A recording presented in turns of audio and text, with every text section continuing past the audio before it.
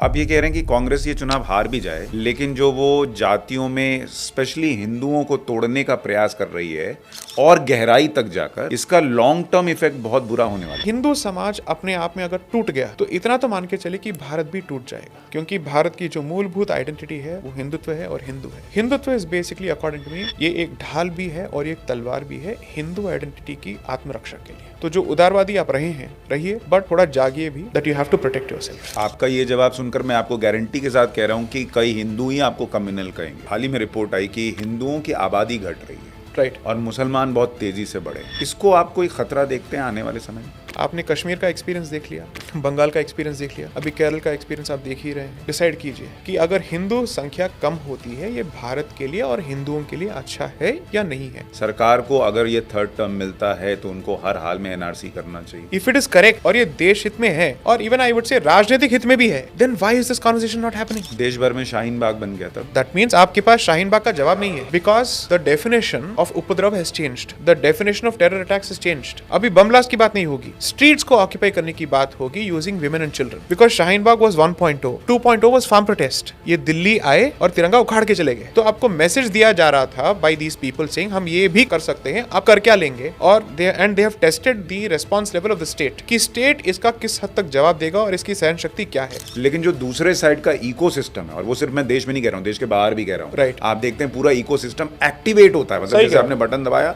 और वो शुरू हो गए, और वो इस तरफ जो भी लोग हैं जो देश की बात कर रहे हैं, हिंदुत्व की बात कर रहे हैं, उनसे ज्यादा मजबूत इकोसिस्टम है, ये हमें मानना पड़ेगा। ऐसे में आप वो नैरेटिव कैसे कंट्रोल करेंगे जो इंडिया से लेके दुनिया तक, यूएन तक, पता नहीं कहां भी नैरेटिव सेट करा, और उनका टारगेट मुसलमान को बचाना नहीं है, उनका टारगेट हिंदुत्व है, उनका टारगेट भारत है। करेक्ट। और ये इकोसिस्टम 2002 और उसके पहले से ही एक्टिवेट हो रखा है, बहुत पहले से है, क्योंकि देश को ऑलरेडी केजीपी के हाथ हमने बहुत पहले बेच दिया था under the Congress government, which is I will give you markets and you will keep your mouth shut, क्योंकि वेस्ट को ह्यूमन राइट से कोई लेना देना नहीं है। उनके मुंह में नोट भर दो। That's it, that's how it works. कई लोगों को ऐसा लगता है कि कुछ लोगों को स्पेशल ट्रीटमेंट शायद मिल जाता है, कि मतलब उनके लिए रात में भी कोर्ट खुल जाती है, उनके लिए सुनवाई हो जाती है, लेकिन एक बहुत बड़ा वर्ग है जिसके लिए ऐसा नहीं होता। क्या ऐसा हो रहा है?